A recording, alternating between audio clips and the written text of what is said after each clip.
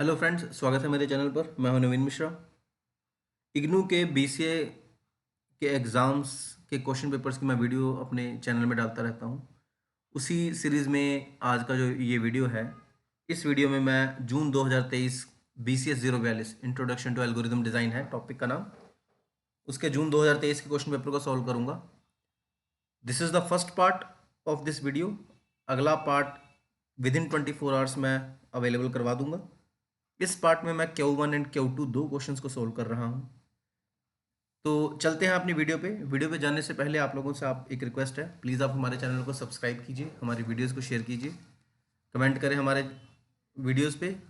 मैं as soon as जितनी जल्दी हो सके आपके क्वेश्चंस के आंसर करने की कोशिश करता हूँ, आपके कमेंट्स को रिप्लाई करने की कोशिश करता हूँ। तो विदाउट वेस्टिंग एनी टाइम चलते हैं हम अपने वीडियो की तरफ।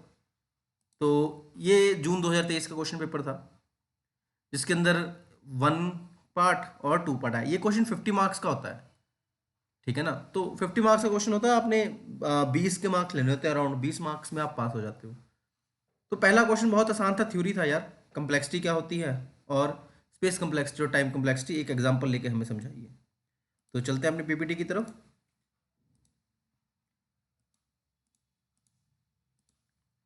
तो कंप्लेक्सिटी होती क्या है? देखिए, कंप्लेक्सिटी क्या होती है कि जब आप एक एल्गोरिदम लिखते हो प्रोग्रामिंग में, जब हम कोई एल्गोरिदम लिखते हैं, ठीक है ना, तो जैसे हमने एक एल्गोरिदम लिखा है, वो एल्गोरिदम जब आप लिखते हो ना, एल्गोरिदम किसी क्या कहते हैं, किसी कंप्यूटर को या किसी प्रोसेसर को ध्यान में रख के नहीं बनाया जाता होता है। जब इस एल्गोरिदम को आप अपने कंप्यूटर में या प्रोसेसर पे इम्प्लीमेंट करोगे, तो इम्प्लीमेंट करते हुए ये कुछ मेमोरी लेगा। जैसे इंटीजर आपका 4 बाइट्स लेता है, int a will take 4 bytes, तो 4 बाइट ले रहा है ये, ठीक है ना। 15 बाइट, 20 बाइट्स, ऐसे ही ओवरऑल आपका प्रोग्राम मान लो 100 बाइट्स का डाटा ले रहा है। तो कितनी मेमोरी स्पेस ले रहा है आपका प्रोग्राम और कितना टाइम लगेगा इसको एग्जीक्यूट होने में, 5 सेकंड, 10 सेकंड, कितने टाइम लगेगा इसका एल्गोरिदम को काउंट करने में, यही कंप्लेक्सिटी होती है एल्गोरिदम की। जब भी आप एल्गोरिदम की बात करते हो, तो आप ये नहीं एज्यूम करते कि भैया मैं क्या करता हूँ, अपना प्रोग्राम लिख लेता हूँ उस एल्गोरिदम के बेस पे और उस प्रोग्राम को लैपटॉप पे अपने कंप्यूटर पे रन कर देता हूँ, ठीक है ना। मैंने कंप्यूटर पे रन किया मान लो 2:05 पर, और 2:07 पर मेरी आउटपुट आ गई। 2:07 पर मेरी आउटपुट आ गई। तुम कहोगे सर 2 मिनट लगे हैं, इसका टाइम कॉम्प्लेक्स 2 मिनट है। ऐसे नहीं होता, क्योंकि ये जो 2 मिनट है ना, ये कई फैक्टर्स पे डिपेंड करते हैं। आपका ओएस कौन सा है, विंडोज़ है, लिनक्स है, इनकी स्पीड मैटर करती है। आपका प्रोसेसर क्या है, आपकी रैम क्या है, आपके पास एसएसडी है या नहीं है, आपके पीछे बैकग्राउंड प्रोसेसेस कौन कौन से चल रहे हैं, बैकग्राउंड प्रोसेसेस क्या चल रहे हैं। मैनी अदर फैक्टर्स होते हैं जो डिसाइड करते हैं कि ये जो प्रोसेस प्रोग्राम को एग्जीक्यूट करने का टाइम है, वो किस तरीके से डिसाइड किया जाएगा। So this is not a better way to find how good an algorithm is, और is it fine to run this algorithm. तो बिफोर राइटिंग द प्रोग्राम, आप जो एल्गोरिदम लिखते हो उस एल्गोरिदम को ही चेक करते हो कि क्या ये कितनी अच्छी है, कितना टाइम और कितनी मेमोरी स्पेस ले रही है, ठीक है ना। अब बिना प्रोग्राम चलाए मैं कैसे चेक करूं? तो इसके लिए हम मैथमेटिकल रूल्स अप्लाई करते हैं। जैसे कि हम क्या करते हैं, काउंट ऑपरेशंस, हम ऑपरेशंस काउंट कर सकते हैं। एक तरीका ये है, आप जितने ऑपरेशंस है उतने काउंट कर लो, उसके हिसाब से आपको पता चल जाएगा कितना टाइम लग रहा है। फिर आता है big O, big theta and big omega. ये आपके एसिम्प्टोटिक नोटेशंस हैं। एक आती है मास्टर्स थ्योरम, ठीक है ना, और एक आता है रिकर्शन मेथड। तो 3-4 तरीके हैं जिसमें आप एल्गोरिदम को बिना रन किए, कंप्यूटर पर बिना रन किए टेस्ट करते हो कि एल्गोरिदम कितना टाइम और कितनी स्पेस ले रही है। Complexity of the algorithm is the analysis of the algorithm on the basis that how much memory space, how much resources your algorithm is taking. कितना टाइम, कितनी स्पेस ले रही है, यही कंसिडर किया जाता होता है, ठीक है जी। तो इसी को हम एल्गोरिदम कहते होते हैं, एल्गोरिदम का कंप्लेक्सिटी कैलकुलेट करना कहते हैं। मेन दो फैक्टर्स को ही कंसिडर किया जाता होता है, एक होता है टाइम और एक होता है स्पेस। इन दो फैक्टर्स के बेस पे ही हम कैलकुलेट करते हैं। तो टाइम कंप्लेक्सिटी क्या होती है? एक एल्गोरिदम चलने में कितना टाइम ले रही है, उसको हम टाइम कंप्लेक्सिटी कहते हैं। जनरली हम क्या करते हैं, number of operations, number of steps को काउंट कर लेते हैं, ठीक है ना। और उसमें से भी मोस्ट कॉमन होता है एक बिग ओ नोटेशन। 10 में से 9 बार किसी भी एल्गोरिदम का अगर टाइम एनालिसिस करना है, तो आपको बिग ओ नोटेशन ही यूज करना होता है। बिग ओ नोटेशन सॉरी, बिगो नोटेशन क्या करता है, बाकी सारे कांस्टेंट फैक्टर्स को हटा के जो सबसे इंपॉर्टेंट है एन उसी को कंसिडर करता है। इसका मतलब ये है, मान लो एक आपने टाइम कॉम्प्लेक्सिटी निकाली, f n equal to 3n² plus 2n plus 1। अब इसमें बिगो क्या कहेगा, बिगो कहेगा सबसे इंपॉर्टेंट फैक्टर ये n² ही है, n की वैल्यू सबसे ज्यादा प्रभावित इस n² से ही होगी, तो वो क्या कहेगा, इसकी टाइम कॉम्प्लेक्सिटी on² है। ठीक है ना। तो जनरली टाइम कॉम्प्लेक्सिटी जब भी कैलकुलेट की जाती है हम बिगो नोटेशन को ही कंसिडर करते हैं। अब एक एग्जांपल करते हैं, उससे क्लियर होगा। उसने एक एग्जांपल बोला था, मैंने क्या किया है, यहां पे एक एल्गोरिथम लिखा है, यानी एक फंक्शन बनाया है सी लैंग्वेज में, as you can see here. ये क्या करता है, find max, maximum find out कर रहा है। तो अगर आपके पास एक एरे है 7 9 11 3 6, इसमें से मैक्सिमम फाइंड आउट करता है, मैक्सिमम क्या है 11। ठीक है ना। तो मैंने इसके लिए क्या किया भाई, एक एरे बना ली, एक एन वेरिएबल ले लिया, स्टार्टिंग वेरिएबल स्टोर करा ली, एक लूप लगाई, लूप लगा के मैंने क्या किया है, अगर आपको उससे छोटा एलिमेंट मिलता है, बड़ा एलिमेंट मिलता है, तो आप उसको स्वैप कर देते हो और जो भी मैक्स है आपका वापस आ जाते हो। तो कोड की तरफ मत जाओ, इन शॉर्ट आप ये देखो इस कोड में लूप लगी हुई है। लूप कितने टाइम चल रही है, जितना साइज एन का होगा। एन कितना होगा, जो आप एरे का साइज होगा वो एन होगा। जैसे एरे का साइज यहाँ पे 5 है तो आपके एन का साइज 5 होगा। तो जितने टाइम, जितनी वैल्यू एन की होगी उतने टाइम से आपकी लूप चलेगी, तो स्ट्रेट अवे इसकी टाइम कॉम्प्लेक्सिटी आपकी ओ एन निकल जाती है। ठीक है ना। The number of operations, the max number of operations will depend upon the loop, n कितना उससे चलता होता है। तो ये आपकी टाइम कॉम्प्लेक्सिटी का एक एग्जांपल था। टाइम कॉम्प्लेक्सिटी कई फैक्टर्स आते हैं, O1 कांस्टेंट टाइम के लिए, O log n लॉगरिथमिक, ये होता है बाइनरी सर्च के लिए log n चलता है। ठीक है ना। फिर आता है ON सिंपल, फिर आता है O1 log n, I think ये होता है क्विक सॉर्ट और मर्ज सॉर्ट के लिए, then On² and so on. तो ये आपकी टाइम कॉम्प्लेक्सिटी थी। स्पेस कॉम्प्लेक्सिटी होती है कितना स्पेस ले रही है आपके प्रोग्राम। ठीक है ना। Amount of memory your program is using, it is based on again size of input, की इनपुट कितनी है उस पर डिसाइड किया जाएगा। Similar to time complexity, space complexity भी बिग ओ से रिप्रेजेंट की जा सकती है। ये ऑक्सिलरी स्पेस और इनपुट स्पेस दोनों को कंसिडर करता होता है। जैसे आपने ये एल्गोरिथम लिखा है, ये एल्गोरिथम में आपने क्या किया है, एक एरे रिसीव किया है, जैसे यही एरे था, इस एरे का स्क्वायर बना दिया है। स्क्वायर कैसे बनाया है, 7 का स्क्वायर क्या होगा 49, 9 का स्क्वायर नानो क्या 81, 11 का स्क्वायर 121, 3 का स्क्वायर 9, 6 का स्क्वायर 36। आपने ये चीज़ बनाने की कोशिश करी है इस कोड में। तो बेसिकली उसने क्या किया है, एक गिवन एरे से ही एक नया एरे बना दिया है जो स्क्वायर है। तो इसका भी स्पेस कॉम्प्लेक्सिटी ओ एन ही कंसिडर किया जाएगा। तो इसका स्पेस कॉम्प्लेक्सिटी आपके लिए ओ एन ही है। ठीक है ना। तो ये आपका टाइम कॉम्प्लेक्सिटी और स्पेस कॉम्प्लेक्सिटी का एग्जांपल था। ठीक है ना। आई होप आप लोगों को समझ लग गया होगा। ठीक है ना।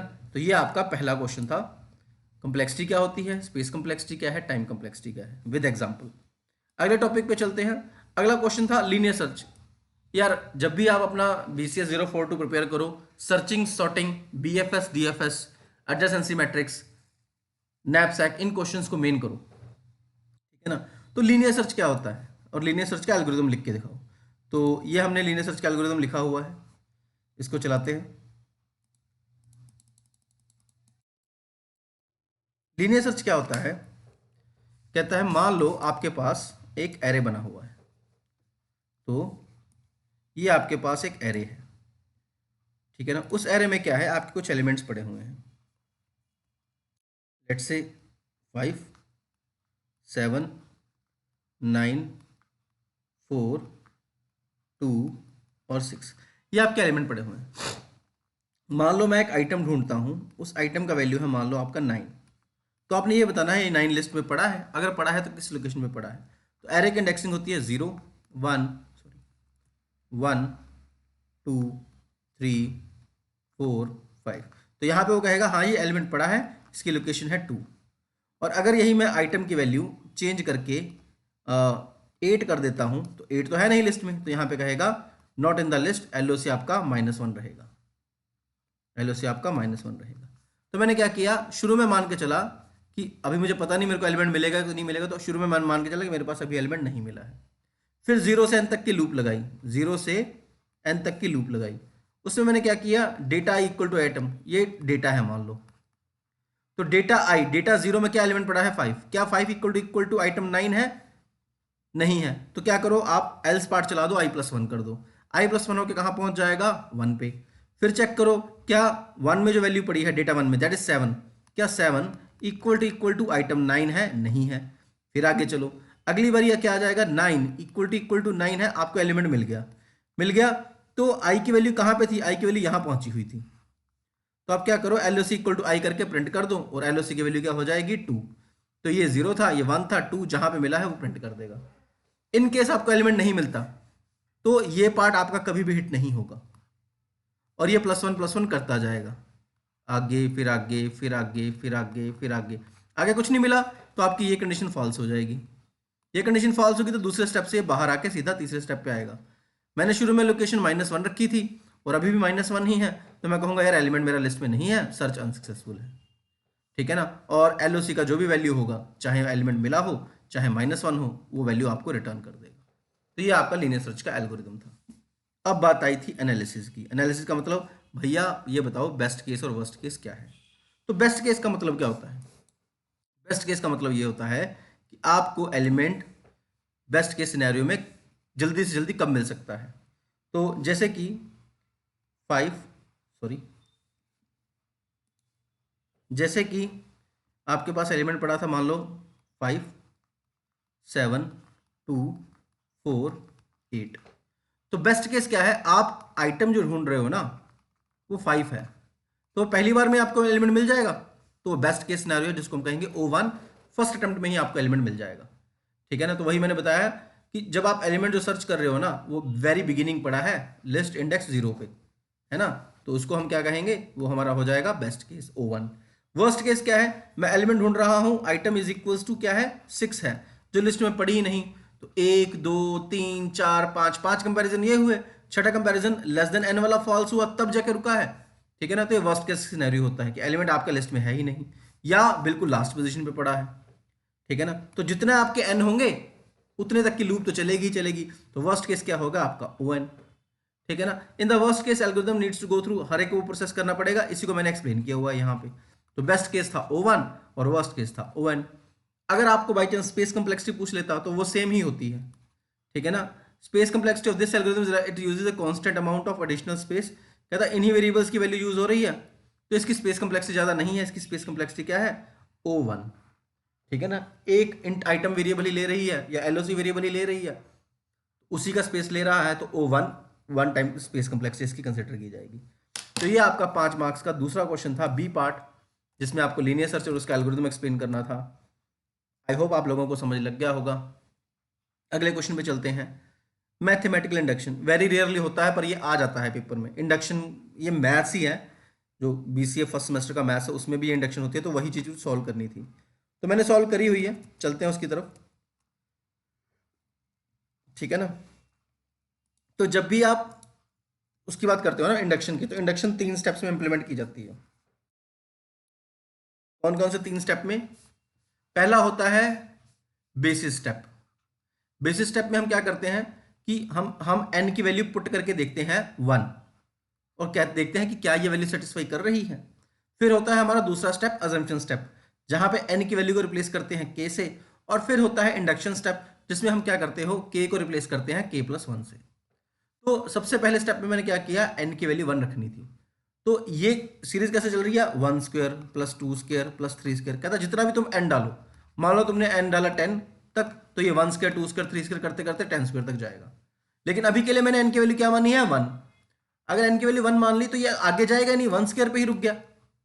1 स्क्वायर इक्वल टू, यहां पे इन सभी n को रिप्लेस कर दिया 1 से, 1 1 1, सॉल्व किया इसको, 1 + 1 2, 2 × 1 2, 2 + 1 3, ये 1 का 1 एज इट इज, 2 × 3 × 1 क्या आ गया 6, नीचे भी 6 था, 6/6 कट गया, 1 = 1, इधर भी 1 का स्क्वायर 1 आ रहा है और इधर भी 1 आ रहा है, तो ये कंडीशन सेटिस्फाई होगी आपके n = 1 के लिए, विच इज ट्रू।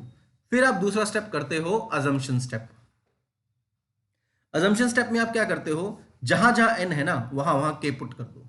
तो एक यहां पे n की जगह k आ गया, एक यहां पे n की जगह k आ गया, और फिर यहां पे n की जगह k आ गया। तो ये आपका अजम्पशन स्टेप था। ये जरूरी है, ये इंडक्शन स्टेप में इसकी जरूरत पड़ेगी, तो इसको हम नंबर 1 प्रूफ मान लेंगे कि ये फर्स्ट इक्वेशन है आपकी, जो मैंने यहां पे लिखा हुआ है। ठीक है ना। जब ये हो गया फिर मैंने क्या किया, थर्ड स्टेप अपना इंडक्शन स्टेप को सॉल्व किया। इंडक्शन स्टेप में मैंने क्या किया है, अब मैंने क्या करना है, जहां जहां इस इक्वेशन में सारी इक्वेशन में n है, n को रिप्लेस करूंगा k+1 से। तो ये n स्क्वायर था, ये क्या हो गया k+1 का स्क्वायर। ये n क्या हो गया k+1, ये n क्या हो गया k+1, और ये n क्या हो गया k+1। इसको ब्रैकेट में रखा है क्योंकि 2 से मल्टीप्लाई हो रहा है। अब एक चीज का ध्यान रखना, जब भी आप इंडक्शन सॉल्व करो ना, तो आपको इस इक्वेशन को यहां पे लेके आना होता है। तो वो कैसे लेके आओगे, k+1 तक ये सीरीज चल रही है। अगर k+1 तक सीरीज चल रही है तो ये इससे पीछे k तक तो चली ही होगी ना। तो सेम सीरीज को k तक और फिर k+1 square as it is, और यहां पे मैंने इसको ऐसे करके इक्वल टू लिख दिया कि भाई ये सेम लिख लेना, यहां पे हो गया। अब इतनी सी इक्वेशन फ्रॉम 1 पहले स्टेप से आप क्या करोगे, रिप्लेस कर दोगे। पहले स्टेप में ये सारी इक्वेशन इक्वल टू ये सारी इक्वेशन के है ना। तो आपने क्या करना है, इसको हटा के यहां से आपने ये स्टेप जो ये है इसको लिख देना है यहाँ पे, k+1 square as it is रहा। और इस क्वेश्चन को मैंने यहाँ पे अब सॉल्व किया है, तो ये k+1 तो ये होगा k+2, 2k+1 तो ये मल्टीप्लाई होगा 2k+2+1, 3 हो गया 2k+3 upon 6 as it is रहा। ठीक है ना। तो ये आपका इंडक्शन स्टेप अभी चल रहा था। अगले स्टेप पे चलते हैं। अब हमने क्या किया है, इसको सॉल्व करना शुरू किया है। कैसे सॉल्व किया है, इसमें और इसमें से मैं k+1 कॉमन कर देता हूं, तो k+1 कॉमन निकल गया। यहां पे क्या बचा k, यहां क्या बचा 2k+1, स्क्वायर में से एक बाहर निकल गया तो क्या बचा k+1। ठीक है ना। और यहां पे भी मैंने इसको एज इट इज ही लिखा है। फिर मैंने क्या किया, इनको एक्सपेंड किया, तो k 2k से मल्टीप्लाई हुआ 2k स्क्वायर, k 1 से मल्टीप्लाई हुआ प्लस k, और ये 6 एलसीएम ले लिया गया तो यहां पे 6k+1 हो जाता, 6k+1 हो जाता। इसको एक्सपेंड करते तो 6k+6 बन जाता। ठीक है ना। और फिर मैंने इन दोनों को मल्टीप्लाई किया है, तो k इंटू 2k स्क्वायर, फिर k into just a second,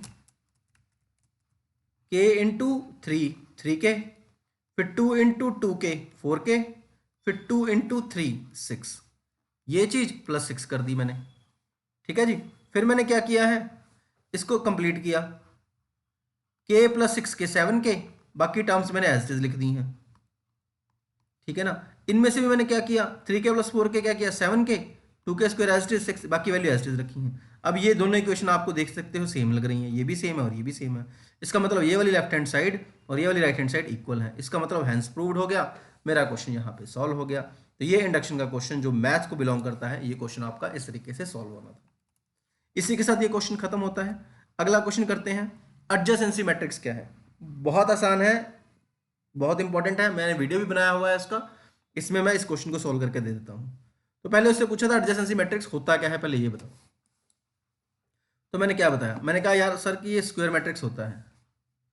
square matrix का मतलब क्या हुआ, जितनी रोज होंगी उतने कॉलम होंगे, यानी कि 3x3 का होगा या 4x4 का होगा, ये सेम होंगे 4 4 3 3। अब यहाँ पे कितने वर्सेस है, 1 2 3 4 5 6, तो ये मैट्रिक्स कितने बाय कितने का बनेगा आपका 6x6 का। तो भाई ये स्क्वायर मैट्रिक्स है। ठीक है ना। फाइनाइट ग्राफ मतलब वर्सेस गिवन हो, एजेस गिवन हो, ज्यादा ना हो। ठीक है ना, तब ये रिप्रेजेंट होता है। ठीक है ना। और वर्सेस को, नोड्स को, एजेस, पाथ्स, ये चीजें होती हैं। एडजेसेंसी मैट्रिक्स क्या होता है, एक रिप्रेजेंट किया जाता है कि कौन सा नोड किसके एडजेसेंट है, इसको रिप्रेजेंट करते हैं। एडजेसेंसी मैट्रिक्स एक n/n ग्राफ है, as you can see n/n graph है, जहां पे aij की वैल्यू 1 हो जाएगी। सो अगर मैं इस ग्राफ को बनाने जा रहा हूं तो मैं छोटा सा बनाऊंगा अभी, a b c नीचे, a b c ऊपर। क्या a टू a लाइन है, I can not see n a to a line है, तो यहां पे 0 रहेगा। क्या a टू b लाइन है, हाँ है, तो a टू b 1 हो जाएगा। तो कहता है कि aij की वैल्यू 1 होगी कब, अगर एक एज है इन वर्सेस के बीच में, और इनकी वैल्यू 0 होगी कब, जब इनके बीच में एज नहीं है।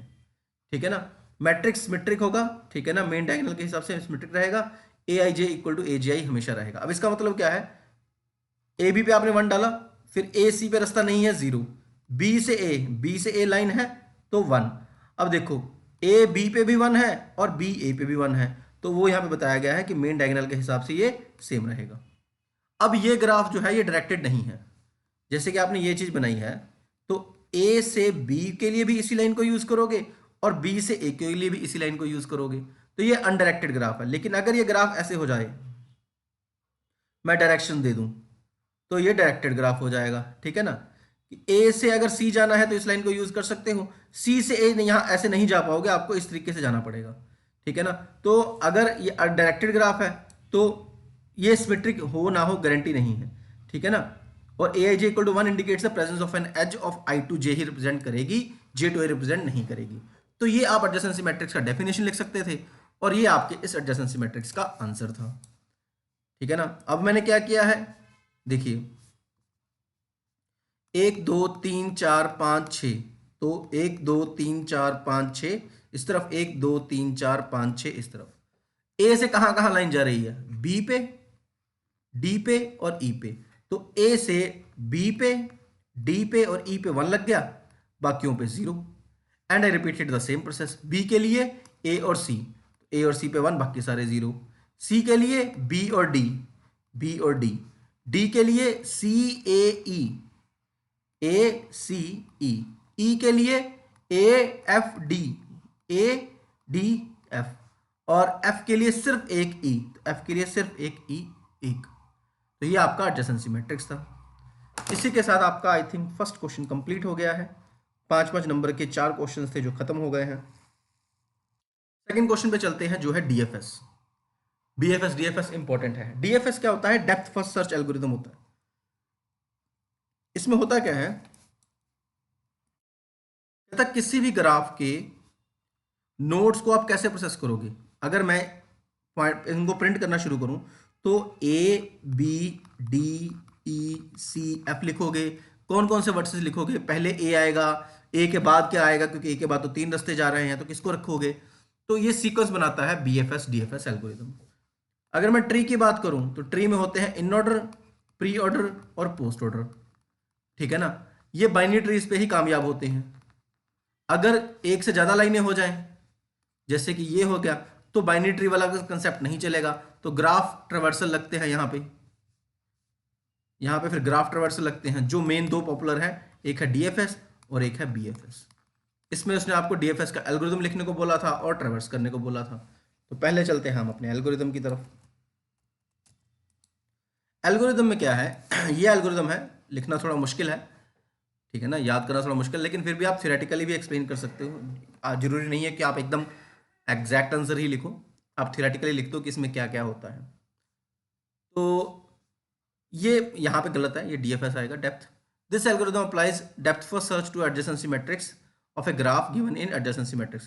कहता आपने एडजेसेंसी मैट्रिक्स बना के दिया होगा ना, तो उस पर मैं डीएफएस अप्लाई करूंगा।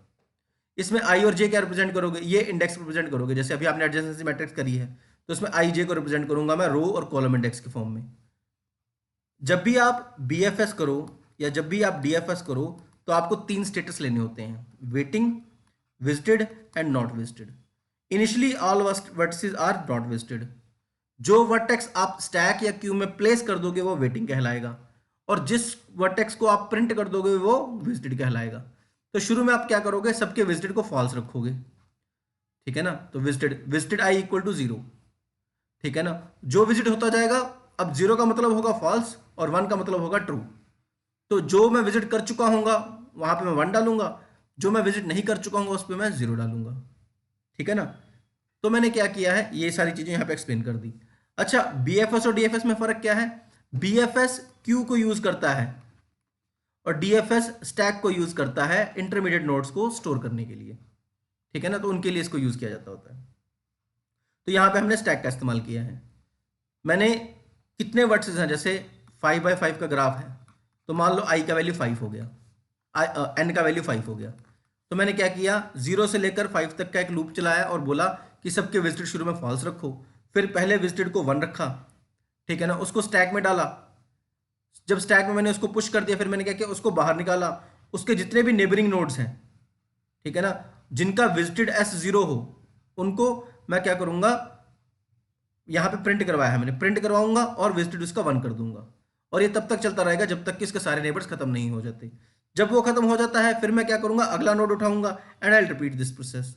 तो ये आपके 6 स्टेप्स थे जो आपने यहाँ पे एग्जाम्स में लिखने थे। तो ये आपका एल्गोरिथम है। अब इसकी वर्किंग समझते हैं। तो वही चीज पेपर में कैसे लिखते मैंने वो समझाया है यहाँ पे। तो ये ग्राफ था।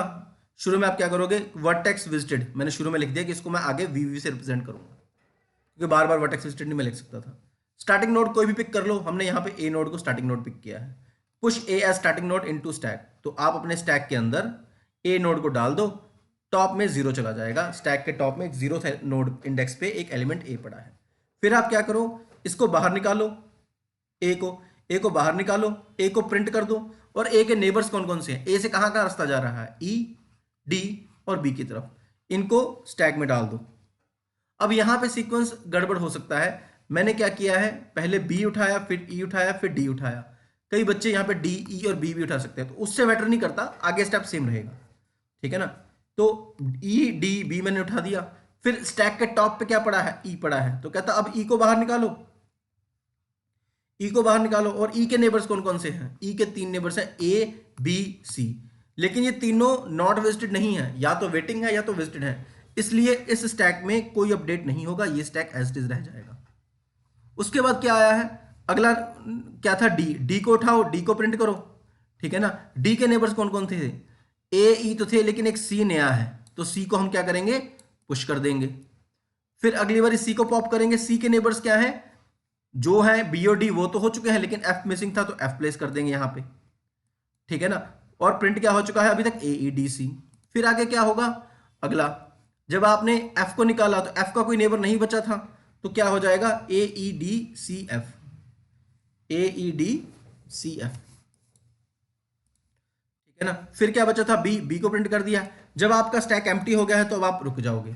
तो आपके आउटपुट क्या आई है, पहले ए प्रिंट होगा, फिर ई, फिर डी, फिर सी, फिर एफ, फिर बी, ठीक है ना। तो ये आपका आउटपुट था, ये आपका क्वेश्चन था जो आप अपने पेपर में एक्सप्लेन कर सकते थे, ठीक है ना। अगले क्वेश्चन की तरफ चलते हैं।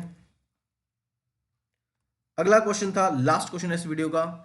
कहता है रेकरेंस ट्री बना के दिखाओ मुझे इस इक्वेशन का, टीएन का, ठीक है ना।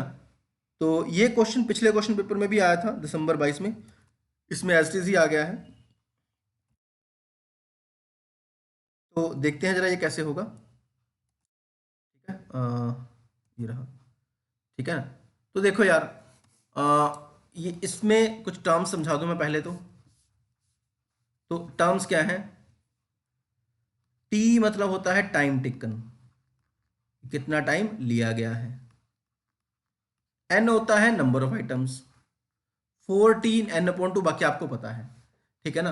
तो 4t आप क्या करो, आप n से शुरू किया है, टी एन दिया हुआ है, आप इस टी एन के 4 हिस्से करोगे, 4 टाइम्स n/2, तो n/2, n/2, n/2, n/2, ठीक है ना, प्लस n, ठीक है ना। और उसके बाद क्या होगा, फिर आगे आपने क्या कर देना है, इसका फिर से 4 पार्ट में डिवाइड कर देना है। 4 टाइम एक्सपैंड होगी आपकी हर एक लेवल की नोड। ये लेवल 0 है, ये लेवल 1 है, ये लेवल 2 है, हर एक लेवल 4 हिस्सों में बढ़ती जाएगी। तो ये जो लेवल 0 है ये 4 हिस्सों में बढ़ गई, क्योंकि यहाँ पे 4t लिखा है। अगर यहाँ पे 2t लिखा होता तो आप क्या करते, 2 हिस्सों में बांटते। अगर 3t लिखा होता तो आप 3 हिस्सों में बांट देते। तो और अपॉन 2 करना है हर बार, तो n/2 कर दिया हम लोगों ने। फिर इसका हाफ क्या होगा, इसका हाफ n/2/2 जो कि n/4 हो जाएगा। n/4 इनका, n/4 इनका, n/4 इनका और n/4 इनका। 3 लेवल तक ही आप लिख के छोड़ दो, इसके आगे करने की जरूरत नहीं है, ठीक है ना। तो the height of the tree is log2n, log n है because input size her bar half हो रहा है। तो नंबर ऑफ लेवल्स कितने जाएंगे, log2n + 1, उससे 1 + 1 जाएंगे, ठीक है ना। तो लेवल 0 क्या होगा, tn ही होगा। लेवल 2 क्या होगा, 40n/2 बोला था, तो ये उस हिसाब से चलता जाएगा। फिर लेवल 2 ये जाएगा, फिर लेवल 3 ये जाएगा, ठीक है ना। 2n n/2 सॉल्व होता जाएगा। To find the total cost we sum up the cost at each level of the recursion tree. इन सबको ऐड कर दो आप, ऐड करके सोल्यूशन क्या आएगा आपके रेकरेंस रिलेशन का, ये आपके सोल्यूशन आता रेकरेंस रिलेशन का, ठीक है। तो ये आपके क्वेश्चन का आंसर था 4 सेकंड के बी पार्ट का। आज का वीडियो यही खत्म करते हैं। जल्द ही 24 घंटे के अंदर ही मैं नया वीडियो डालूंगा। मिलेंगे आपसे अगली वीडियो में। See you in the next video. Cheers.